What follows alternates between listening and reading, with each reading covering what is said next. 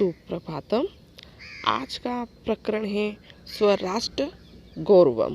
जैसा कि श्लोक में बताया गया है, अपि स्वर्णमयी लंकां न मे लक्ष्मणं रोचते, जननी जन्मभूमिश्च स्वर्गादपि गरीयसी। मैं न रोचते, मैं न रोचते, मुझे रुचिकर नहीं लगती। गरीयसी, बड़ी। गरीयसी का अर्थ होता है बड़ी। अपि स्वर्णमयी, सोने की बनी हुई भी। जन्मभूमिश्च, माता और मातृभूमि। स्वर्गादपि, स्वर्ग से भी।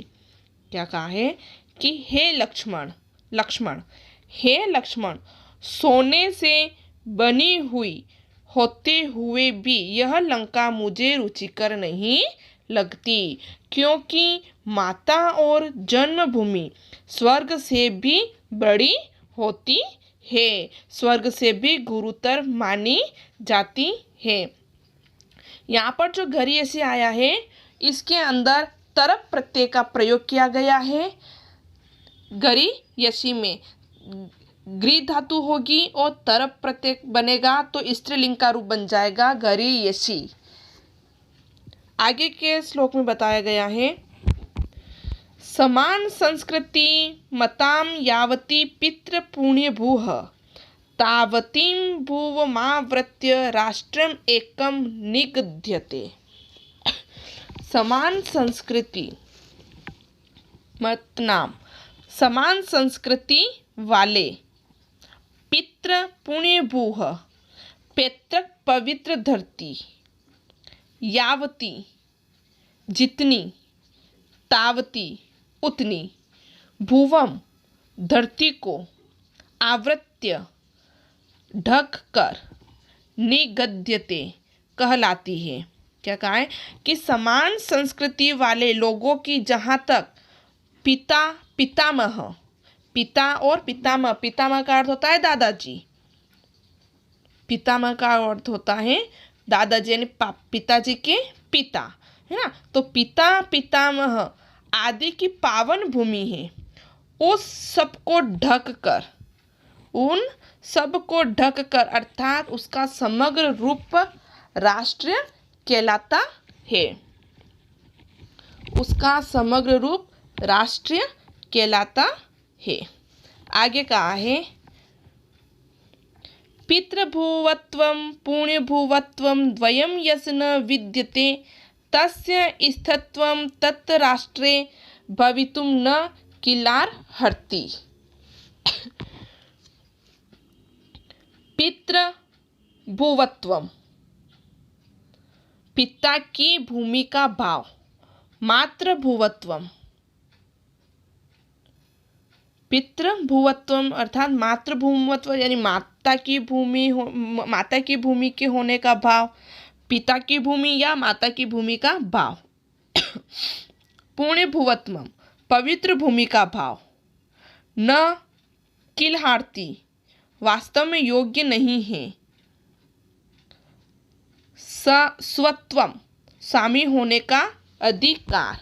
क्या कहा है कि जिस व्यक्ति की न पितृभूमि हो न ही मातृभूमि, यानी कि जिस व्यक्ति की पिता की भूमि का भाव होती है, नहीं होती है, जिस व्यक्ति के पास पिता की भूमि का भाव नहीं होता है और जिसकी मातृभूमि का भाव नहीं होता है, उसका स्वामित्व होना भी योग्य नहीं है, अर्थात उसका स्वामित्व भी संभव नहीं होता है।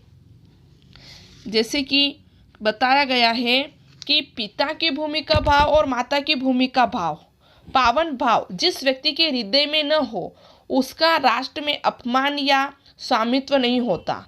राष्ट्र में तो अधिकार उसी का होता है जिसके हृदय में राष्ट्र के प्रति मात्र पितृभाव विद्यमान है। वही देशभक्त राष्ट्रवादी मनुष्य राष्ट्र के स्वामित्व को प्राप्त कर सकते हैं। आगे, विद्या विद्या शस्त्रम शास्त्रम च द्वे विदे प्रतिपतये शस्त्रेण रक्षिते राष्ट्रे शास्त्र चर्चा प्रवर्तते। क्या कहा है? प्रतिपतये, प्रतिपत्ति का अर्थ होता है ज्ञान के लिए, रक्षिते राष्ट्रे, राष्ट्र के सुरक्षित रहने पर, विद्या शास्त्रम, विद्या शास्त्रम विद्या रूपी शास्त्र, प्रवर्तते प्रवर्त होती है, अर्थात शस्त्र विद्या और शास्त्र विद्या ज्ञान प्राप्ति के लिए दो विद्याएं होती है। हथियार के द्वारा सुरक्षित होने पर शास्त्र चर्चा होना प्रवृत्त होता है, अर्थात सुरक्षित राष्ट्र में ही शास्त्रों का विमर्श करना संभव माना गया है। जैसा कि कहा गया है कि राष्ट्र रक्षणाय सर्वत्र विद्याया अपि महत्वम, यानी कि राष्ट्र की रक्षा के लिए शस्त्र विद्या का अति महत्वपूर्ण होता है। राष्ट्र की अस्मिता शस्त्र से ही सुरक्षित होती है। जो राष्ट्र शस्त्र बल से शत्रु के भय से सुरक्षित है, वहाँ ही शास्त्र विद्या पढ़ी और पढ़ाई जा सकती है। उस शस्त्र बल से सुरक्षित राष्ट्र में ही शास्त्रों, विद्याओं और विज्ञान आदि का विमर्श होता है, वही शास्त्र चर्चित होती है। इस प्रकार यहाँ पर मात्र, पितृभूमि, मातृभूमि, कर्मभूमि, पुण्य भूमि आदि के बारे में हमने श्लोकों का अध्ययन किया। यह जो तृतीय पाठ था स्वराष्ट्र गौरवम समाप्त हुआ। धन्यवाद।